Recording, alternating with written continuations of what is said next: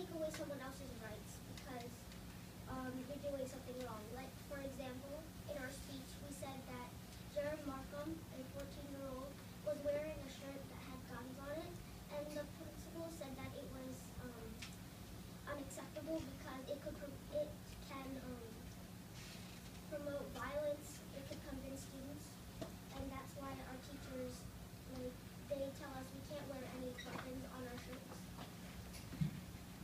I think the principal can limit the freedom of expression. For example, if you are, for example, in certain schools, if there are a lot of gangs and gang-related activities, like for example, gangs can have a certain color, the principal can ban that certain color, so gangs can't identify themselves. I think the principal can limit your freedom of expression, like all my colleagues said, because sometimes your expression can be limiting other people's rights because they need to be in a secure environment where violence isn't always happening around them. I agree with Jaden because there was this case about this girl named Natalie who dyed her hair an unnatural color, and the principal banned her from school because it was distracting the class. I agree with my colleague Pranathi. If it causes a riot, then the principal can limit your freedom. But I have a case. A group of students wanted to wear black bands on their arm to protest about the Vietnam War, and the principal didn't let them, and they banned the armbands to protect people from getting in trouble and getting in fights and stuff. Is it constitutional for someone to place a sign on their own property saying all politicians are crooks? I believe that someone can put a sign up on their front lawn saying that politicians are crooks, because I believe that that statement is an opinion, not exactly, they're not saying a lie or anything. So they have the freedom of expression and it's on their own property, so I believe they can put that sign up there. I agree with my colleague because it's their freedom of expression, also it's their property, so they can say whatever they want. But it would be constitutional if they put a sign up saying a lie about one certain politician. It would not be, or would they? It would be. Okay. I agree with my colleagues because if the First Amendment says you have freedom, in the First Amendment says you have freedom of property, and you can put a sign that says all politicians are crooks on your property. But if it's just what Jaden said, if it's just talking about one politician, it's different. But it's not really bad because he's a politician is a public person. But if you were talking about a teacher and you were saying a lie about the teacher, it's not constitutional because that's a private person. If it's, they can't place a sign if it's on someone else's property, because if it's someone else's property and they're a politician, then they'll get angry. And if that sign starts causing violence or a riot, the police should take it down because that can take away someone else's rights to being safe. I agree with Charlotte because if it's their property and they can say whatever they want, it's not against the law to do it, but it's still wrong, I think, because you're saying a lie. Well, it's your opinion, but in your property, you can still put it on your property, and it's not unconstitutional because it's your opinion. Sure. Is it constitutional for a group of people to stage a protest on your lawn? It is not constitutional because it is your property and they do not, and there's no trespassing on your property and they do not have permission or warrant. And the First Amendment states that you have the right to property, and you cannot go into someone else's property because that takes away their right of having privacy.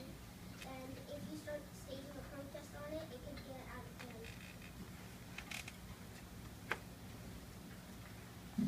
Just like Pranathi said, it could get out of hand, so it could cause a riot, and some people can get hurt.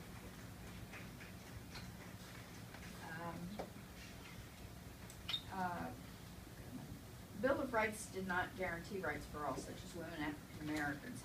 How is it corrected, and do you think people now have equal rights? I do think that people now have equal rights because of the civil rights movement. And in 1920, when the women protested for their right to vote, and that's how they got their rights for African Americans and women to vote. And there was this case about they would not let women go to combat because they thought they were too weak and they couldn't fire a gun.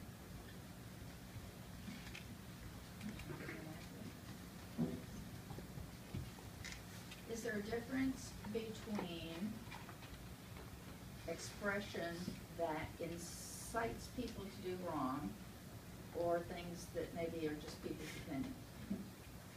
Yes, because if it's your opinion, you can say it, but if it's against the law, then I think that's wrong. But if it's your opinion, and it's like if you put something on your lawn, that's okay. But if you do something to affect other people's rights, then that is wrong, and I think that's bad. I agree with Ollie. I believe, and there's an example, as there was a person in the airport saying he had a bomb in his bag, but they checked all of his bags and nothing was there, and he was charged with a bomb. Wow. Great. Through you. Nice job, Through guys.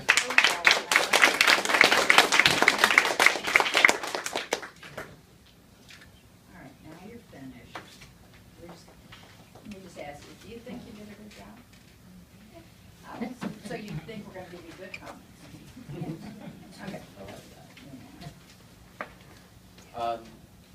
First comments on your group as a whole, guys. You had so many great current examples, and that's what makes this fun. It's not just stuff that happened 200 years ago, it's stuff that's happening every day. You see how we're debating these things every day, everything from the shirts, the shirt with the gun, to the Grace ribbons, to Charlie Rangel being in the government, being able to go out and protest. You really came back to the safety as one of the reasons that you would limit freedom of expression. Like if you're expressing and just making people mad, that's okay. But if you're actually infringing on someone's right to be safe, then it's time to balance that off. You had great opinions. You were always coming back to the current examples and current cases to support your opinions, which is terrific.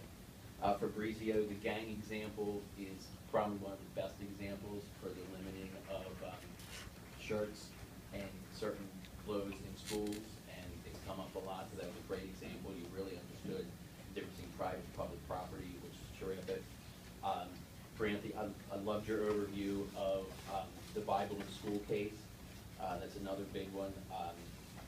Your own property, and then it's your opinion if you put up that sign about the crooked politicians. And Jaden, you just really laid out probably one of the biggest examples of equal rights when you started with Brown versus Board of Education, and you kind of tracked it through the civil rights movement and probably some of the most important laws we've passed in 100 years. And then one of the other things you talked about, the balancing of your rights versus the rights of the group. So you really showed that you understood that. Emily, great example in the school newspaper. It's funny how, schools you think would have more freedom of expression, and here they were trying to censor that. And you handled Delegate Bates' zinger question perfectly. Not zinger, but off the list question, which is terrific. And by the way, as a group, I love again the fact that you didn't just write down canned answers to the questions that you already knew we were going to ask. You guys really showed that you understood the stuff. And Charlotte, the Grace ribbons, it's great to find examples that are hyper-local right here that happen, and also you referenced the women in combat. I hadn't heard that in the whole time we've been doing it. That's a great example. Good job. I have to agree with my esteemed colleague to my left. You guys were great. I mean, your opening was excellent. You got a lot of information in a very short period. you really covered the material well with great examples. We worked well as a team. Very proud of you for that. Individually, holy smoke. I love the Fabrizio about the NRA shirt, and you know that it was inappropriate. They were concerned, but yet his freedom of expression was protected because he really didn't do any danger to anybody. So I thought that was a really, some of the things that we deal with as legislators, they're kind of nuanced like that. I don't know if you know that term, where, you know, and who else did it? It was Emily made a comment that you know, it may not be against the law, but it might be wrong. And we have to kind of balance that. Some of the things that may be wrong but not harmful, those are things you make a personal judgment about. And I thought you guys balanced those things really well. That showed a lot of maturity that you, as you went through your answers. You could see the balance that was needed. I like your comment also, Frida, about, you know, you can't do it on somebody else's property. We do have property rights. Property rights trump some other things. That was really good. Pranathi? Okay. I like your comment on the prayer in schools. The schools are paid for. They're public institutions, but the student also wasn't using instruction time. So again, there's some differentiation, and that shows a lot of maturity, that you could see the differences there. I loved your comment on things people can say and do. You don't want to cause a riot. You know, public safety is one that would trump our rights at some point. You guys really understood those balances. I like that. Again, Jaden, the Board of Brown versus Board of Ed. I mean, 60 years later, and our schools look vastly different, and I think much better for it. It's sad it had to take that long, but I think you had that. And then I love the way you took that and expanded it with the Civil Rights Act, because that went beyond, and it really did expand it. You did well. I liked your comment on freedom of expression can be limited because people have an expectation of security, and we need to be careful. Again, these are nuances that I think are very mature for all of you. Emily, I liked your opening in talking about the movie critic, talking about freedom of speech. I can imagine a movie critic would be a little alarmed because they give opinions a lot, and I'm sure people don't always agree with that. So that was a really good current example.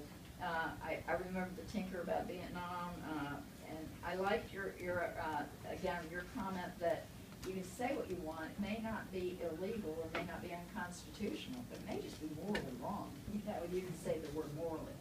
We need to balance that. We need to be careful, and I think you guys understand that.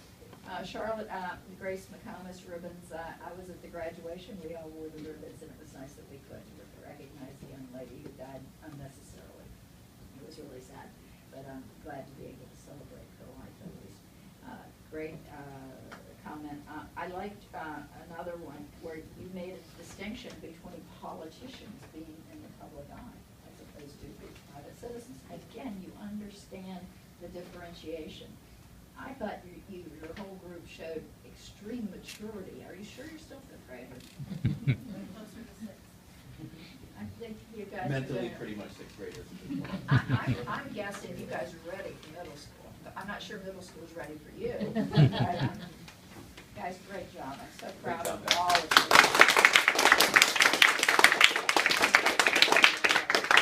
Thank your teacher and thank the adults that are here, your parents and others that are here. We appreciate them.